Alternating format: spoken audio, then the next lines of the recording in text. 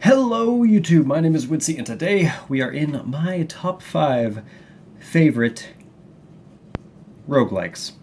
So let's get some things out of the way. First, I know that there is such thing as there's difference between roguelike and a roguelite. I know that depending on your view of that, the items in this list may fall into one category or the other. I'm not really going to get into the debate. I'm just going to group them all together and call them roguelikes. But either way, I do know that yes, there is a roguelike and there is a roguelite. Also, some people call them roguelikes, which I think sounds dumb, like me. Let's start. Also, first we have to explain what a roguelike even is. So a roguelike is a genre that is born from the 1980 game Rogue. It was one of the first games to implement procedural generation of the game world, although Beneath Apple Manor was the earliest example of a roguelike that I could find. There was games that were precursors, but they weren't actually considered roguelikes, or they're not considered by today's standards. Roguelikes feature various aspects of the game Rogue, such as procedural generation of the world, procedural item generation, enemy generation, etc., usually in a tile format. They also feature permadeath. A good portion of them are hack and slash. All have some form of resource management in the form of health or ammo, healing items, magic, money, gold, etc., etc., and most of them are single player only, although the advent of co-op and internet gaming has made quite a few of them co-op and online compatible. Now that we have that out of the way, let's get onto the list. Oh, also, we are not going to be putting The Binding of Isaac, either the original or Rebirth Afterbirth, on this list. Seeing as my channel is mainly Isaac content, I want to shine some light on some of the lesser known roguelikes of the genre, or in the genre. What? Yeah. I wrote a script for this. Okay. Anyways, let's get on with the list. Starting off at number 5, we have Vagad. Vagad is a side-scrolling RPG in a similar vein to Maj'Eyal or Spelunky. You start off in a forest and you get to pick standard RPG classes. The Knight, the Rogue, the Mage, the Wildling, which is a crazy berserker who has no armor and only uses their hands for combat. You can choose some perks and the appearance of your character, and then you're off into the dungeon. Technically, it's not a dungeon, but that's what I'm calling it for brevity's sake of this video. You descend down each level with all manner of traps, monsters, bandits, and whatever else coming at you. The end of the level is signified by a boss, as is most video games ever made, and after a terrifying and horrible struggle, you triumph. The boss drops a key to a big chest that usually gives you some items, a potion, and you're down to the next level. The biggest thing I like about the Vagad is the visuals. I love the pixel art of the forests and caves you are trekking through. This game and the character sprites of enemies and heroes alike are reminiscent of older RPGs. Seriously, give me pixel art in a game and I'll adore it. I'm a sucker for those little squares. The biggest problem I have with the Vagad is the fact that it's so goddamn hard. I played it for 2 or 3 hours, and the farthest I got was maybe the 5th level. The control scheme is also one of the weirdest of any roguelite that I've ever seen, and really contribute to the whole I suck at this game thing. Think Dark Souls is hard? Dodge, dodge, dodge. You want a real challenge, try beating Vagad 10 times. Hell, I can't even beat it once. Moving on to our next roguelite in this list is Crypt of the Necrodancer. Crypt of the Necrodancer scratches that much needed itch that I have with rhythm games. I love rhythm games, I love roguelites, so when I heard the Crypt of the Necrodancer was going to be a game that mashed those two genres together, I said, that's kind of neat. Right after that, however, I got it and I started playing the hell out of it. The movement in combat is tied to a grid-based movement, with each floor having a unique song you need to move to the rhythm to, or else you won't build multipliers and points. There is a small little moving icon on the bottom that pulses with a heart, and you have to move to that rhythm in order to be able to move and fight things effectively. Also, combat can't be spammed because of that heart. That's what I love about this game, is that it's a rhythm-like.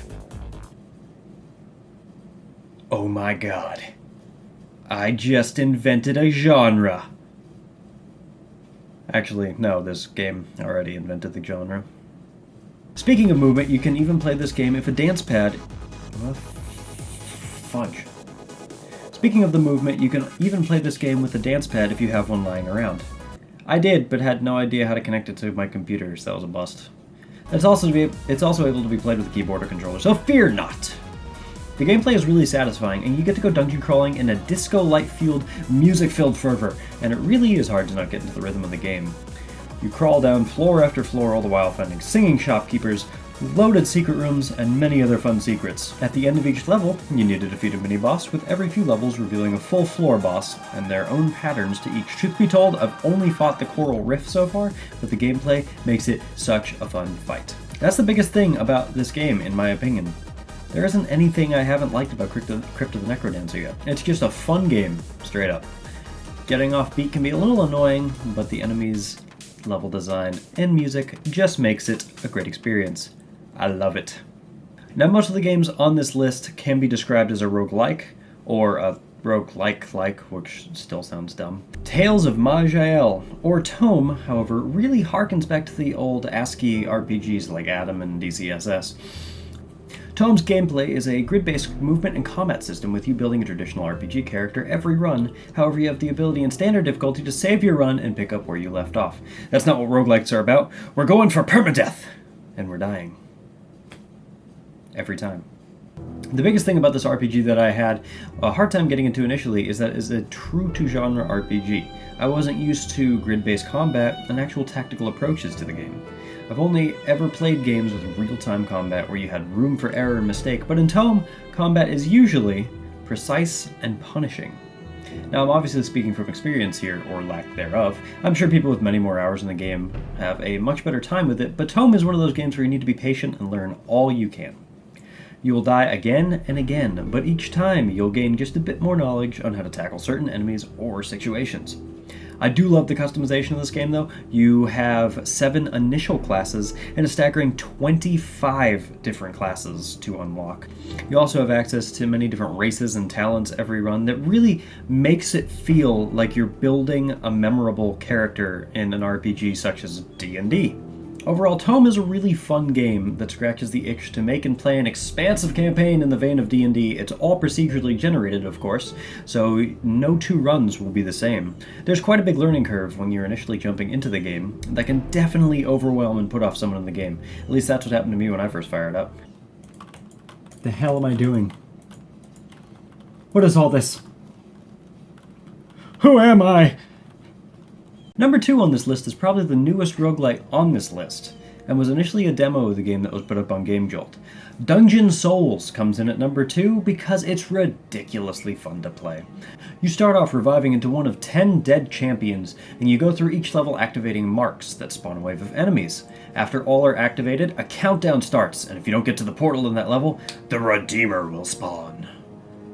Truth be told, I don't really know what the Redeemer does. I don't really know how to hit him, if you even can hit him. The community for this game is really small, and all the wikis and Reddit posts and everything that I've found have been really bare bones and lacking. So I don't really have much to go on with that. He's probably just an instigator of the run anyways, just telling you, scooch, move along, skedaddle down to the next floor, you got bosses to kill. You go down to the portal to the next level, every 3 levels being a boss, with a few branching pathways in the game.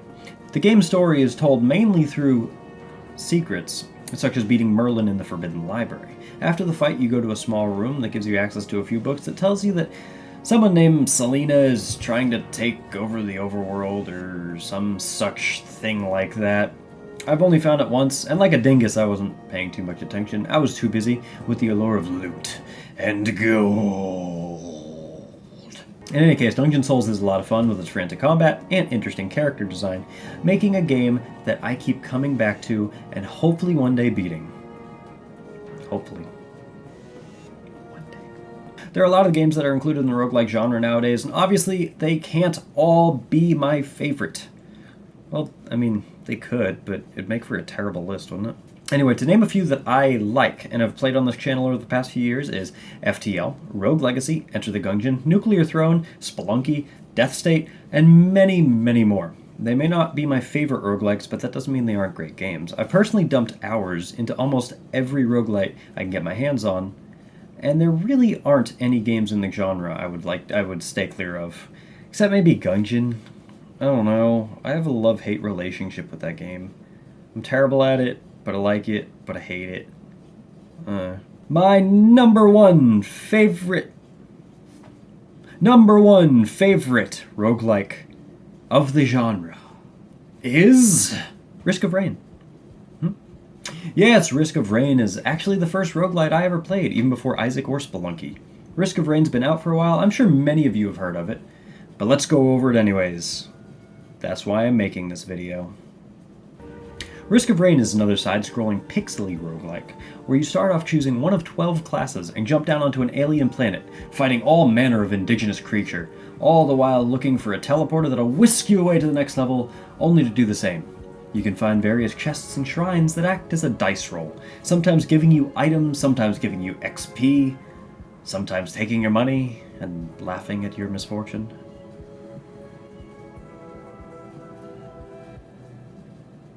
At the end of every level, as is tradition with most games, you fight a boss that usually gives you a powerful item that will no doubt help you on your onslaught to exterminate enemy native creatures of this godforsaken planet. Kinda like early pioneers in the Americas. The game has had sporadic updates, including a few characters added to the roster, and the addition of items called relics that you can attain on runs and use to help or hinder each of your runs. The most broken, I think, being Command, where every item drop becomes a chest that you can just choose whatever item you want to get. This relic makes it very easy to break the game and completely destroy everything in your path.